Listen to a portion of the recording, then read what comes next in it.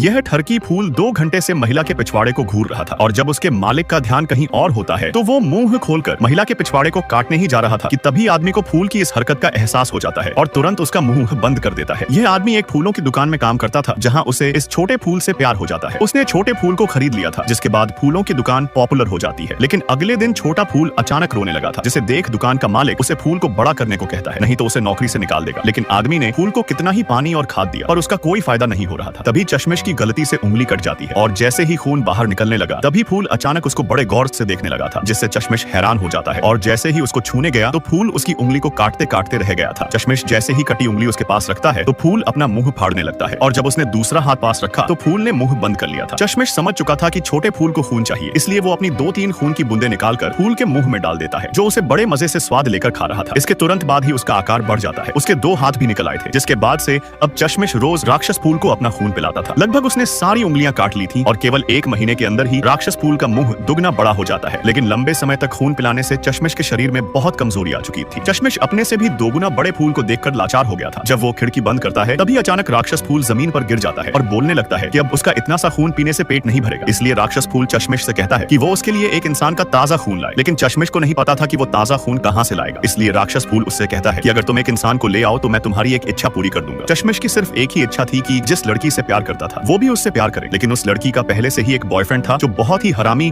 और दांतों का डॉक्टर था। वो रोज लड़की को पीटता था, इसलिए चश्मिश उस हरामी बॉयफ्रेंड को अपना शिकार बना लेता है। अगले दिन वो चुपके से एक बंदूक लेकर हरामी बॉयफ्रेंड के पास जाता है और उसको टपकाकर उसकी लाश को राक्षस फूल के पास ले आता है। लेकिन राक्षस फूल का कहना था कि वो उसे काट कर खिलाए, इसलिए चश्मिश उसको काटने लगा था। पर तभी यह दृश्य दुकान का मालिक देख लेता है। वो चश्मिश को बंदूक की नोक पर रखकर राक्षस फूल के पास आ गए थे। मालिक राक्षस फूल को पालने का तरीका पूछ रहा था। उसी समय पीछे राक्षस फूल धीरे धीरे अपना मुंह खोलने लगता है और जब मालिक मुड़ा तो राक्षस फूल उसको मुंह में दबा लेता है। उसने एक झटके में मालिक को पूरा निगल लिया था। राक्षस 2 इंसानों को खाकर बहुत खुश था, लेकिन चश्मिश यहाँ से जाने का फैसला कर लेता है क्योंकि उसने 2 लोगों को निपटा दिया था। और जब चश्मिश जाने लगा तो राक्षस फूल उसे धमकी देता है कि वो उस लड़की को खा जाएगा जिससे तुम प्यार करते हो। फिर चश्मिश के जाते ही राक्षस फूल अपनी लताओं से एक सिक्का निकालकर टेलीफोन में डाल देता है और चश्मिश की पसंदीदा लड़की से उसकी आवाज में बात कर उसे घर पर बुला लेता है। और जब लड़की घर आई तो उसके होश उड़ जाते हैं। राक्षस फूल ने लताओं से उसे जकड़ लिया था और जब उसको खाने लगा तभी चश्मिश वापस आ जाता है और पूरी ताकत लगाकर राक्षस फूल के मुंह से लड़की को बाहर निकाल देता है। लेकिन लड़की बुरी तरह से घायल हो चुकी थी और धीरे धीरे उसने चश्मिश की बाहों में दम तोड़ दिया था, जिसके बाद वो लाश को ले जाकर राक्षस फूल को खिला देता है और छत पर आकर खुद को खत्म करने की कोशिश करता है। तभी एक आदमी ने आकर उसे रोक लिया था जिसके हाथ में छोटा राक्षस फूल था, जिसे देख चश्मिश मानवता को बचाने के लिए बड़े राक्षस फूल को खत्म करने का फैसला कर लेता है ताकि वो छोटे राक्षस फूल पैदा न कर सके। लेकिन इस लड़ाई में राक्षस फूल ज्यादा ताकतवर था जिससे वो चश्मिश को खाकर ढेर सारे छोटे राक्षस फूल पैदा कर देता है, जिसे खरीदने के लिए शहर के सारे लोग पागल हो चुके थे। लेकिन कुछ महीनों बाद राक्षस फूल विशाल होकर दुनिया को तबाह करने लगते हैं।